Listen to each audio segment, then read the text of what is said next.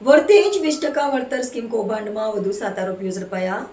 ₹36.89 લાખનો મુદ્દામાલ જપ્ત કરાયો. ભાવનગર જિલ્લાના વર્તેજ પોલીસ સ્ટેશનમાં નોંધાયેલા 20% વળતરની લોભામણી રોકાણ સ્કીમના ગુનામાં ભાવનગર લોકલ ક્રાઇમ બ્રાન્ચને વધુ એક મોટી સફળતા મળી છે. પોલીસ દ્વારા વધુ 7 આરોપીઓની ધરપકડ કરવામાં આવી છે અને તેમની પાસેથી સોનાના દાગીના, વાહનો, મોબાઈલ ફોન તેમજ હિસાબી ચોપડાઓ મળી કુલ ₹36,89,985નો મુદ્દામાલ કબજે કરવામાં આવ્યો છે.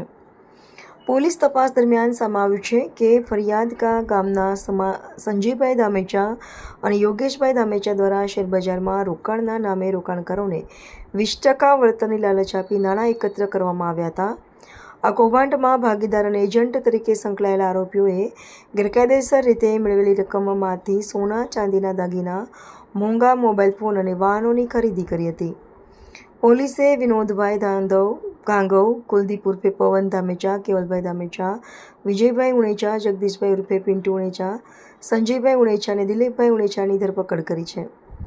ધરપકડ કરાયેલા આરોપીઓ પાસેથી અનેક સોનાના દાગીના, 2 Royal Enfield Bullet, Maruti Suzuki Ertiga car, Honda SP125 Suzuki Access scooter, iPhone 17 Pro Max, Samsung Galaxy S26 Ultra સહિતનો મુદ્દામાલ જપ્ત કરવામાં આવ્યો છે.